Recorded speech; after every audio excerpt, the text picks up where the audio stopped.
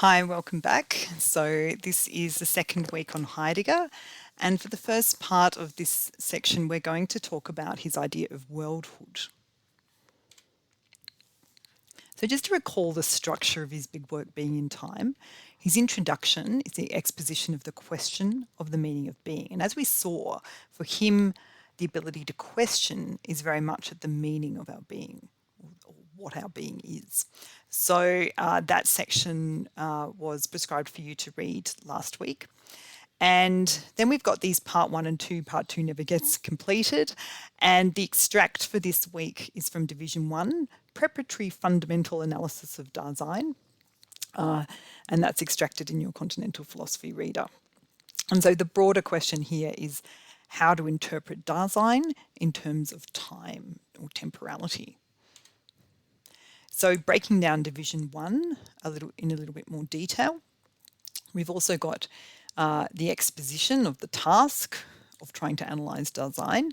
And as it gets divided, we've got this section on the worldhood of the world, which is really interesting. And we've also got an extract to look at about care. So care as the being of Dasein.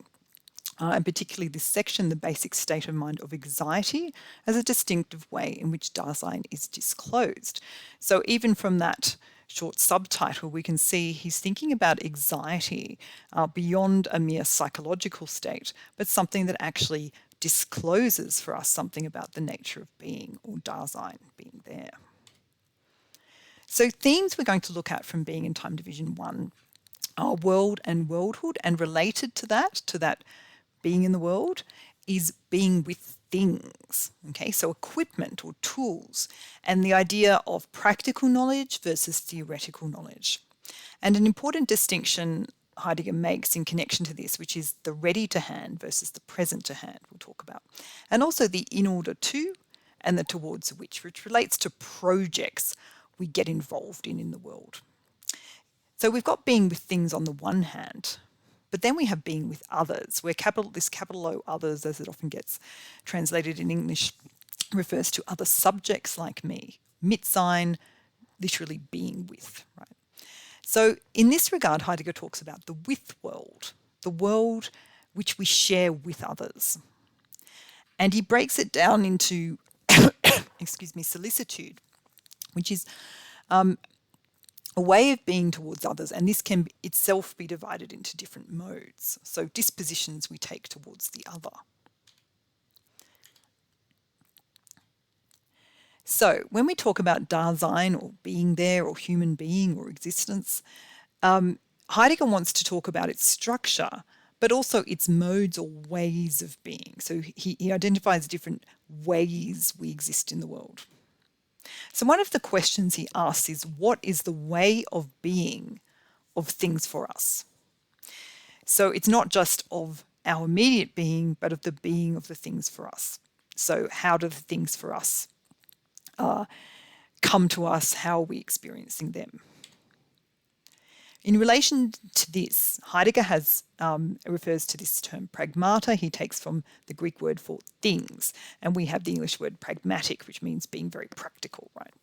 So he uses this term pragmata to designate things we deal with, right? So the practical things in the world we have to deal with in our everyday life. Pragmatic dealing in the world. Now note that this is about things in relation to the subject, to ourselves, i.e. not things in themselves in a Kantian sense, not the things all by themselves, but the things in relation to us and us in relation to those things. Importantly for Heidegger, we exist in a world, okay? But it's important to unpack what he means by in here. It's not in the world like in a box. It's not a physical sense of in exactly. We exist as a who, not a what. And so for Heidegger, this means that our being in the world means being alongside things in the world.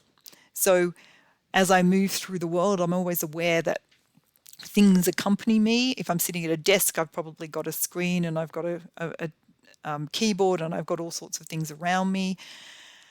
And then having relations to things in the world. So particularly the things we have to deal with in the world or the tools we use in the world, we have particular relations to them. So when we take all this together, we can say that the world is a network of relations. So we're in a world as we are in or part of a network of relations. So Heidegger unpacks different senses or uses of the term world, and this is where he makes that ontological distinction again. You might remember we talked about those words.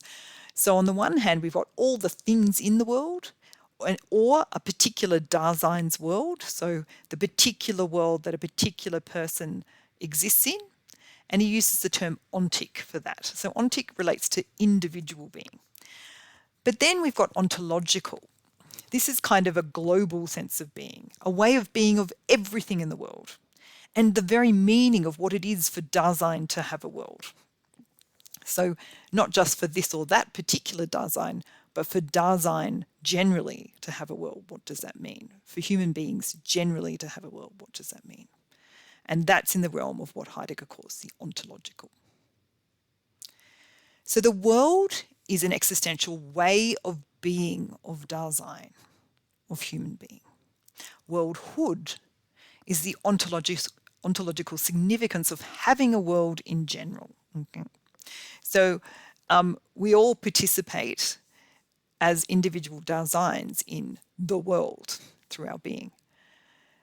But worldhood is what we reflect upon when we're asking deep questions about what it means to have a world. So Heidegger is interested in the general meaning of world, the world at the base of every world, he says. So this particular use of the term world, the world is not a thing. We might say the planet Earth is a thing, a big thing, but the world in this sense is not a thing. Rather, it's a way of being or a deep meaning for human beings. So Heidegger says in section 14 of Being and Time, ontologically, world is rather a characteristic of Dasein itself. Worldhood is an ontological concept and stands for the structure of one of the constitutive items of being in the world. Okay, so he's relating it back to that compound structure, being in the world. Okay, so one way to think about this is you look at this picture of the Earth, and you can consider it from the point of view of the universe or a God's eye point of view. You know, it's objectively a thing in space. But then you can think about, well, what is the meaning of this for us, right? For a human being? Well, you might say, wow, you might think to yourself, wow, I'm so little compared to the size of that thing. Or you might be overwhelmed when you consider the Earth's place in the broader context of the universe. So what is the meaning of the Earth for us? This is one way to approach the meaning of the term world in Heidegger's sense. So world is something that's a question for us in the way that Dasein is a question for us. World is just part of our complex being in the world. So of course, as philosophers, we're going to ask, well, can we know this world? And what would it mean to know the world? There's a classic question in philosophy, is there an external world? It's a slightly skeptical kind of question. Now, for Heidegger, this is a misplaced question or a non-question. When philosophers ask the question, is there an external world? They're asking from a position of skepticism. You know, it looks like there's something out there, but is there really something out there? What if I'm being mistaken? What if I'm mistaken? What if, for instance, as Descartes surmises for the purpose of investigating this question, what if there were an evil demon who was just, you know, tricking me the whole time? So Heidegger thinks this is a misplaced question. If we understand Dasein is being in the world, then there's no need for this question. I'm already in the world. That's the meaning of human being. So of course there's a world because I'm here and I'm here in the world. The world and me kind of coexist together and one implies the other. But Heidegger thinks we still need to understand what we mean by knowing the world. Now he thinks we can only ask this question because we are already in the world. Interestingly, he thinks trying to know the world is actually a special way of being in the world itself, right? It's just another way of being in the world. We walk around curious and interested and wanting to know. That is a mode of Dasein. Let's talk more about this world of Dasein. So Heidegger says the world of everyday Dasein, which is closest to it, is the environment, which is how this term Umwelt gets translated, which is, the surrounding world, the world around me. Now, this is a sense of Dasein as spatial, but not in a Cartesian sense. It's a phenomenological sense, the experience of being in space, of being oriented. It's the concept of aroundness, or the experience of aroundness, that there's everything around me. It's spatiality rather than space. This sometimes we make this distinction in English because it's centered on Dasein. So it's a more subjective sense of space, being in space, taking up space, being oriented. So think about how at any time you have a sense of orientation of what's in front of you, what's behind you, you have peripheral vision, and you also have a sense of where you are. So you're, in a particular room, in a particular building, in a particular town or city or country area, in a nation state in the world. We all have a sense of where we are in the world. So for Heidegger, the primary reality of Dasein, of existing in the world, is not a more objective sense of space, time, and history. We work those out later. Rather, our immediate experience in reality is spatiality, temporality, and historicity of Dasein. These are experiences of Dasein, experiences of what it is like to take up space, of what it is like to exist through time, to look back, to look forward, to be in the present, and what it is like to have a sense of history, to have a kind of historical context. Analogous to a sense of having a place in space, you also have a sense of having a place in history. So Heidegger introduces the concept of concern. You might recall this particular quote I quoted last week. Having to do with something, producing something, attending to something and looking after it. Making use of something, giving something up and letting it go, undertaking, accomplishing, evincing, interrogating, considering and discussing. Our question now is, how should we think of the objects of these activities? So when we say having to do with something, what's the something? When we say producing something, what is the something here?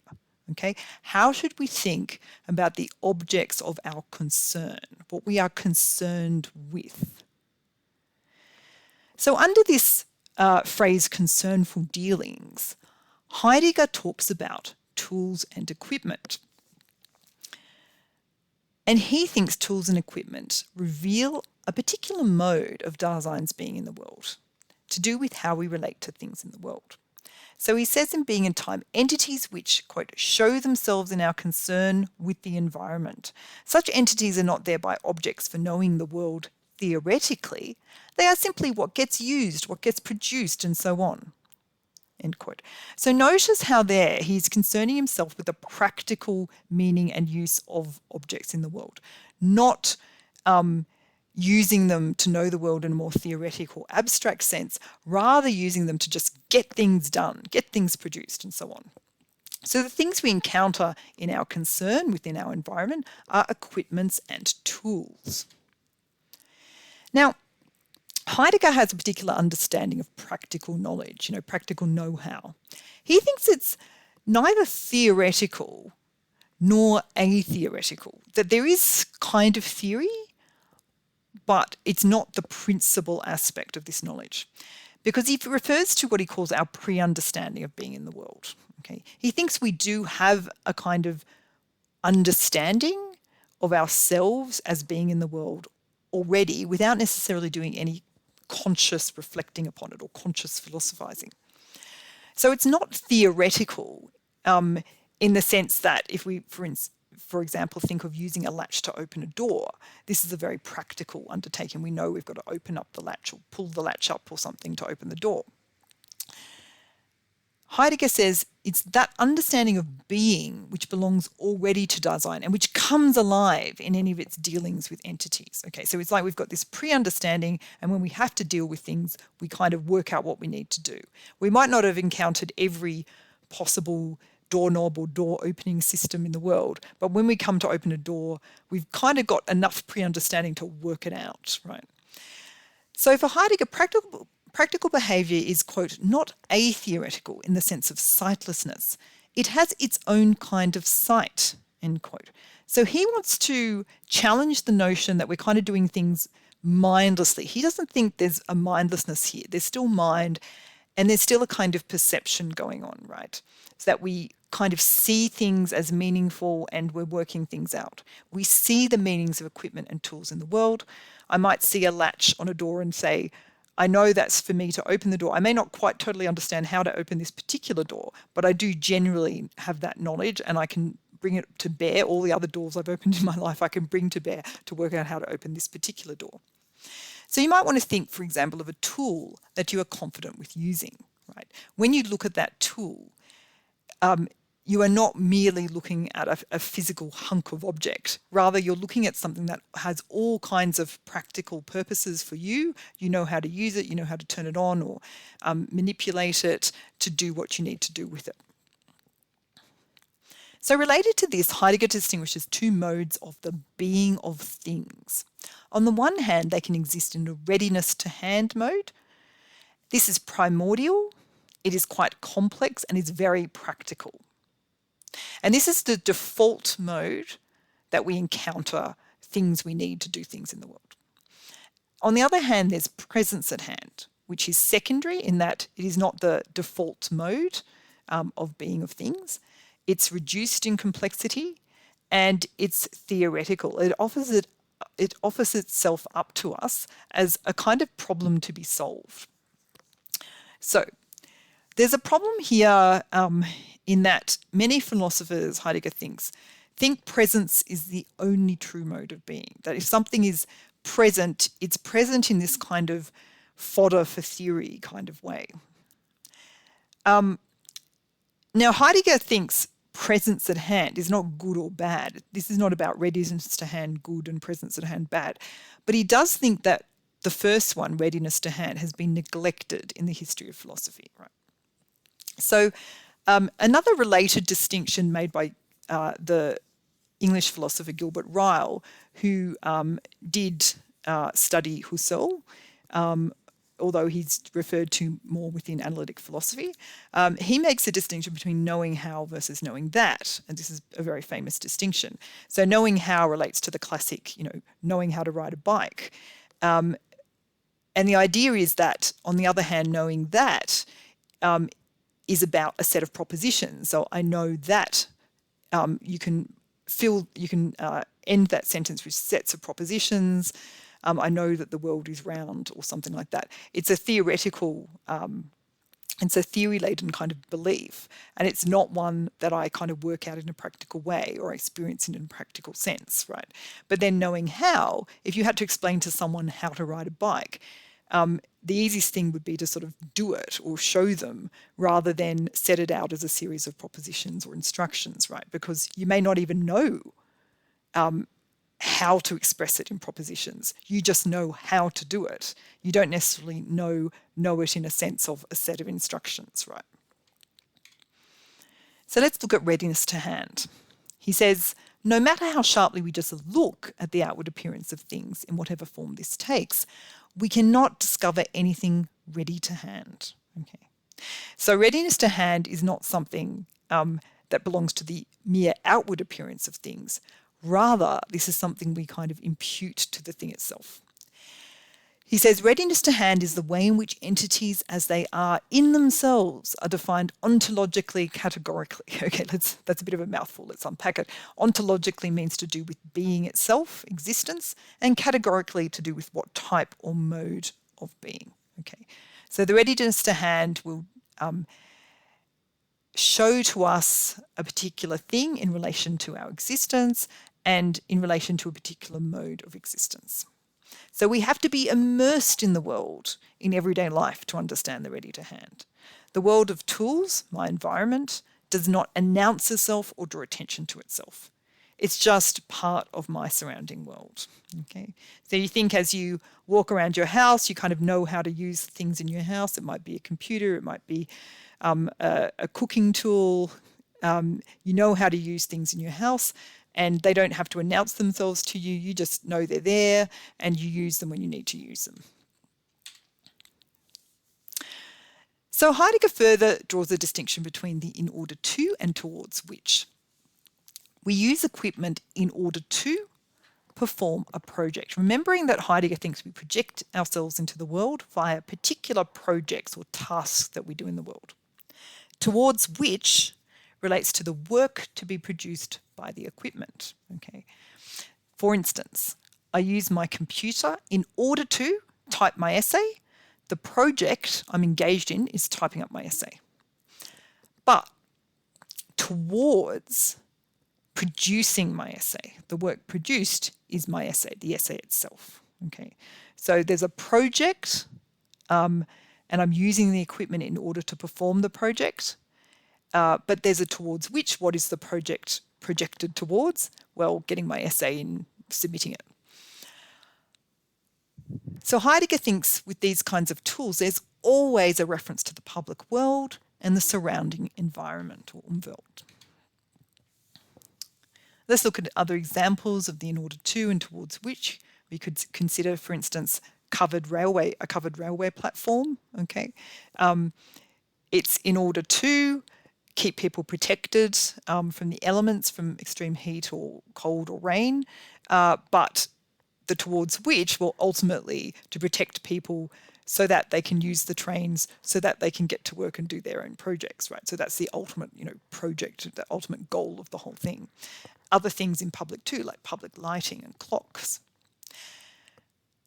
So Heidegger thinks our pre-understanding of things in the world relates to the future, in the sense that pre-understanding is always around projects, and projects are towards the future. My project is to finish something, and I'm going to finish that in the future, right?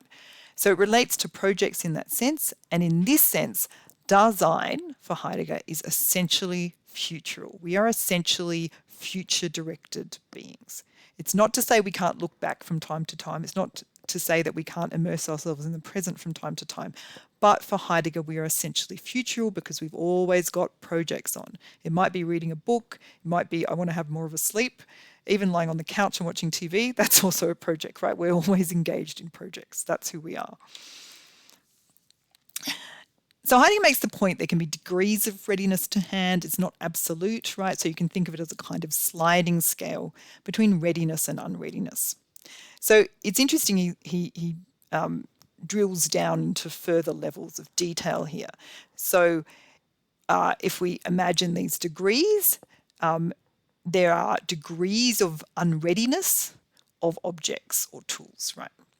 So let's consider equipment. Conspicuousness is, for example, damaged equipment, right? So where we sit down ready to type something into the computer and you realize your keyboard's not working. And suddenly your keyboard sort of stands out at you. It's like, oh no, this is damaged, this isn't going to work. Then there's obtrusiveness. Heidegger says the more urgent we need what is missing and the more authentically it is encountered in its unreadiness, all the more obtrusive does that become. Maybe I go out to the car and I really, really need to get to an appointment on time and it doesn't start. And the more I try to start it, the more frustrated I get and the more obtrusive it gets because it's, in the way. And then we get even more in the wayness. We get obstinacy. It's standing in the way. The damn car won't let me get from A to B.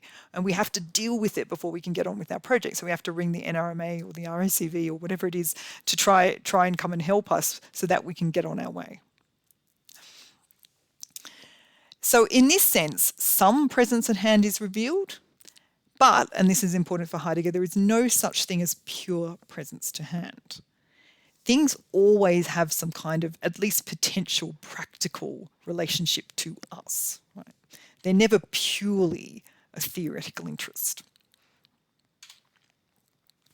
So we normally encounter tools in the context of what Heidegger calls the totality of a network of meanings. all these meanings sort of work together and we fairly smoothly use the tools we need to use. If there is a break in this network, this is when the presence at hand, or the things in a reduced sense, is revealed, right?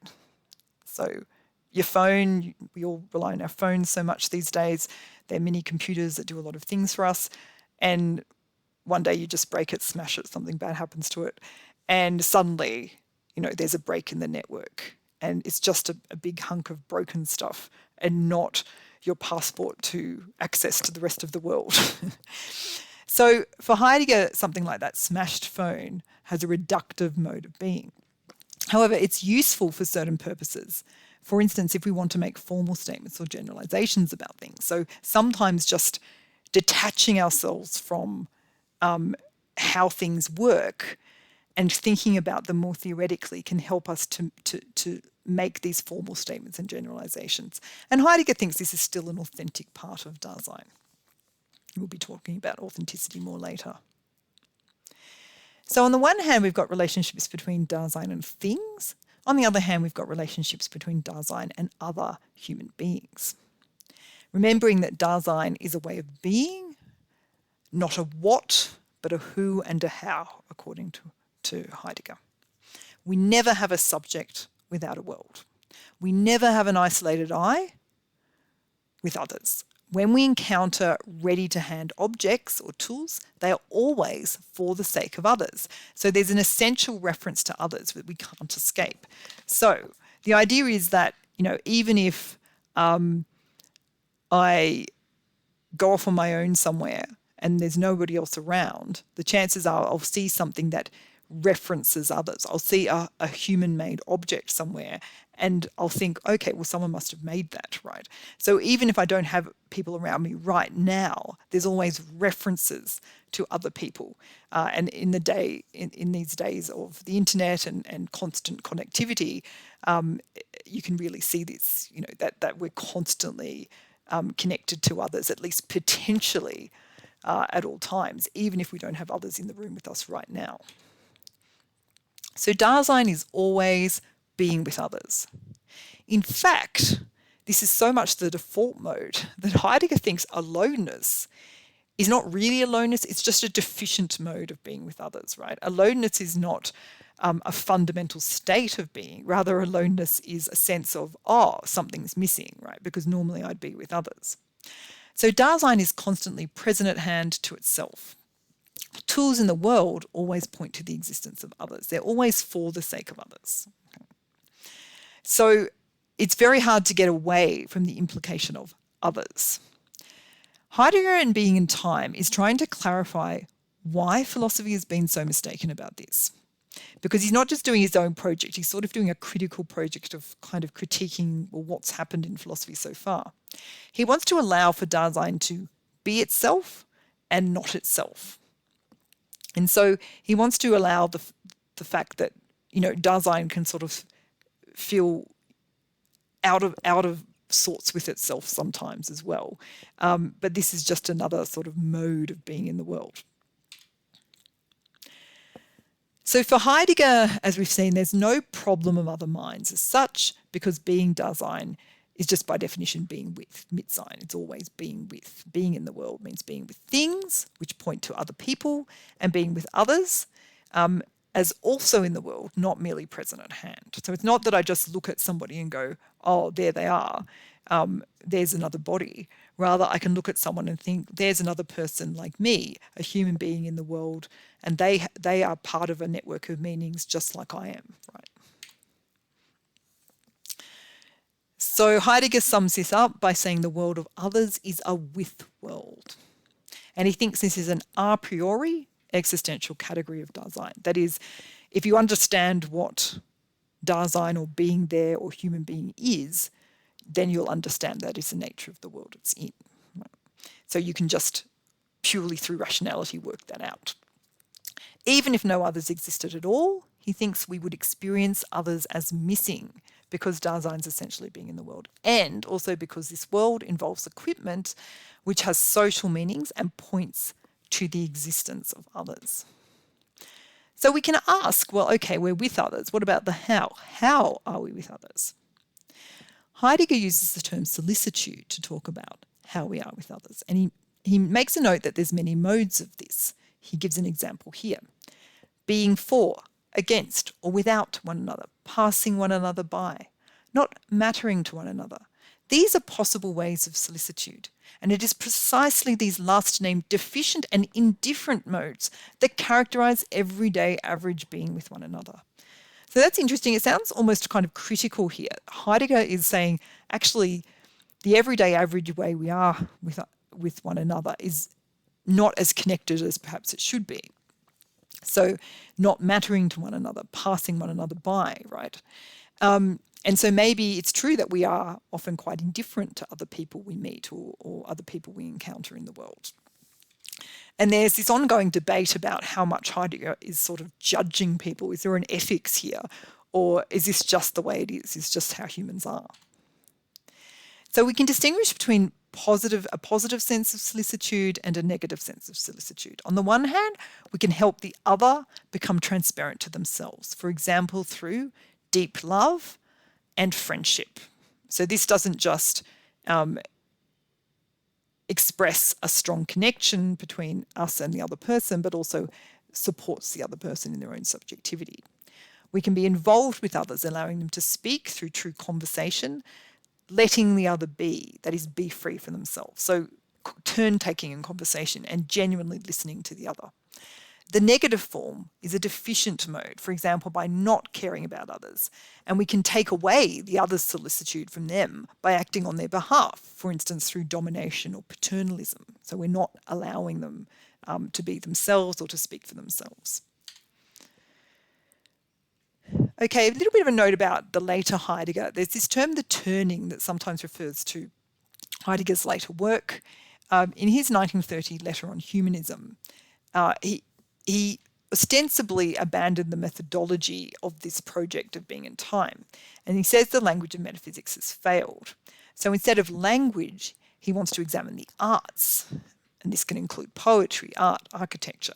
He thinks these are what will reveal to us the history of being. So rather than, because you might remember we were talking about him looking at the roots of our words, looking at our philosophical language and kind of pulling it apart and saying, look, if we break open this language, it'll help us to understand the nature of being. So it's like he's a bit less optimistic by this point. And he's looking in a bit of a different direction to try to understand the history of our being. And then he becomes interested also in the essence of truth. So he's already put forward this notion of the concealing and revealing nature of Dasein, of human being, that we can both conceal and reveal, and he wants to kind of explore that a bit more. And a bit of a note about some critiques of Heidegger. One of the most famous is from Rudolf Carnap. Those are his dates. He was a member of the group of logical positivists. And one of his famous works is The Elimination of Metaphysics Through the Logical Analysis of Language from 1931. So the logical positivists had a very strong belief in science and also a belief that a lot of the language of metaphysics or philosophy traditionally was a kind of language about nothing. Right. So if you're asking, well, what is the essence of something? Oh, well, essence, what does that even mean? You know, you're just talking about nothing. You don't really need that language. We can get rid of it and just analyze the language that we're using, the ordinary language that we're using. So needless to say, they were quite hostile to a lot of the ways philosophy was done up to that point. And so one of the notorious phrases that Heidegger is known for is from his essay, What is Metaphysics, from 1929, where he says what gets translated in English as the nothing nuts. Okay.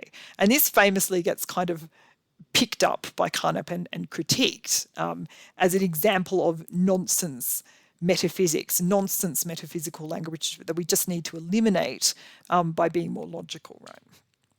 So Carnap uses Heidegger as an example of the kind of bad philosophy, or metaphysics as he calls it, that he is campaigning against. So specifically, he questions Heidegger's infamous statement, the nothing's nuts, where he asks, what is nothing? And Carnap argues that this is a pseudo question because it violates the logical rules of language. Therefore, it must be literally meaningless. Okay. So his point is that no thing, nothing or no thing, does not actually refer to a thing. It's just really the absence of something. So you're misunderstanding if you ask the question, what is nothing? Because nothing doesn't actually stand for anything. There's nothing to ask a question about, right? So the question is nonsensical. And if that's what you think nothing is, then maybe that makes sense. So I guess we can try to understand this debate by asking ourselves, well, what does this question mean, if anything, this what is nothing? Well, Heidegger says science always asks about small b beings, not capital B being as such, right? Existence itself. He says there is literally nothing behind the existence of beings. That is, anything that is not a being must be a kind of no thing, right? So what he's trying to say is that if you're not a small b being, then what are you? You can't just be another form of small b being. You're actually literally not a being. You're not a thing, right? So to be not a thing or no thing or nothing, what does that mean? And Heidegger thinks science fails to ask about this nothing, which is being itself. So you can see Heidegger doesn't quite mean what Carnap means by the term nothing. But I'll leave it up to you as to which side of this debate you find more convincing. So Heidegger, on behalf of philosophy, goes ahead and asks this question, what is nothing? And his answer is, well, the nothing nuffs. That is, it is the capability of no thing or being to nuff, that is, to do its own thing as nothing. Let any kind of being appear at all, right? So it's kind of the basis upon which anything can appear at all. Space, absence, or no thing, or being, capital B being, is necessary for the appearance of things, the small b beings. That is, without capital B being, there could be no small b beings. Without a nothing, there could be no something. So those of you who've studied Hegel might recognize this idea that of a kind of dialectical implication that something implies nothing and nothing implies something. Once you've posited one, you're sort of implying the opposite exists as well. So this theme of the nothingness of being ultimately gets taken up by Jean-Paul Sartre in his famous Being and Nothingness. And so we'll look at how he unpacks this notion of nothingness in that work when we get to the weeks we spend on Sartre. Another critique of Heidegger comes from Theodor Adorno. He was a Marxist critic. He's part of the famous Frankfurt School of philosophy that's known for its politicism. He studied under Husserl and Heidegger at Freiburg. And in 1964, he writes this very critical book called The Jargon of Authenticity. Authenticity is a term that Heidegger makes famous and becomes even more famous through the existentialists such as Jean-Paul Sartre and Simone de Beauvoir. And he says, lost in the fetishism of the jargon is the actuality of the historical development of human consciousness. So Adorno thinks that these philosophers who talk about authenticity are kind of missing a huge dimension to human experience, which is the development over time. They talk about Dasein, or for instance, Heidegger talks of Dasein as if it's the same in any era. And Adorno would critique that and say, no, it develops through time under political forces. And then, of course, there's a critique of Heidegger that there's an implicit Nazism in his thought, particularly after the publication of his black books or his notebooks 1931 to 1951.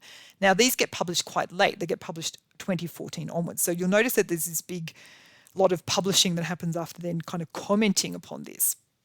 And it has explicitly anti-Semitic content. Heidegger had laid out the publishing schedule for these works that get published after his death. And he actually dictated that the Black Notebooks not be released until long after he was gone. So make of that what you will. Is there a contradiction in Heidegger's work? There's Heideggerian criticality, which emphasizes the questioning nature of Dasein and sort of prompts us to question things, versus a kind of belief in some kind of unchanging essence of Dasein or human being.